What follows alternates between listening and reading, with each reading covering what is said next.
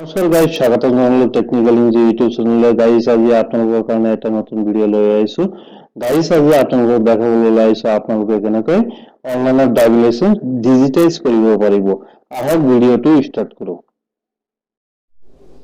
বাহনৰ মালিক আৰু চালকৰ অনুজ্ঞাপত্ৰ অধিকাৰীৰ বাবে এককালীন সুযোগ। আপোনাৰ পুৰণি মেনুৱেল কাগজ আধাৰিত চালকৰ অনুজ্ঞাপত্ৰ আৰু বাহনৰ পঞ্জীয়ন প্ৰমাণপত্ৰ শীঘ্ৰেই ডিজিটাইজেশ্যন কৰক।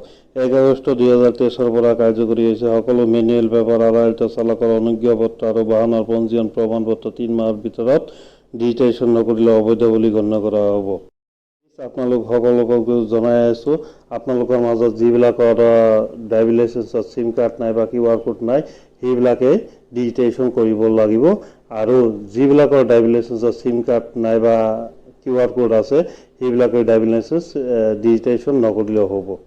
আবেদন কৰিব মই আপোনালোকক জনাই আছো। বেকলগ ডাটা অনলাইন যোগে প্ৰবিষ্টৰ বাবে www.পৰিবহন.gov.in অথবা আপোনাৰ নিকটৱৰ্তী CHCত আবেদন কৰক আৰু আপোনাৰ মেনুৱেল অনুজ্ঞাপত্ৰ পঞ্জীয়ন প্ৰমাণপত্ৰ প্ৰতিলিপি আপলোড কৰক। অসমৰ সংশ্লিষ্ট অনুজ্ঞাপত্ৰ আৰু পঞ্জীয়ন লাইচেন্স ৰেজিষ্ট্ৰেশ্যন কৰ্তৃপক্ষ বাছনি কৰক যিয়ে অনুজ্ঞাপত্ৰ পঞ্জীয়ন প্ৰমাণপত্ৰ জাৰি কৰিছিল। অনুমোদনৰ পিছত ডিজিটাইজেশ্যন ডাটা সাৰথী বাহনৰ পৰ্টেলত উপলব্ধ কৰা হ'ব।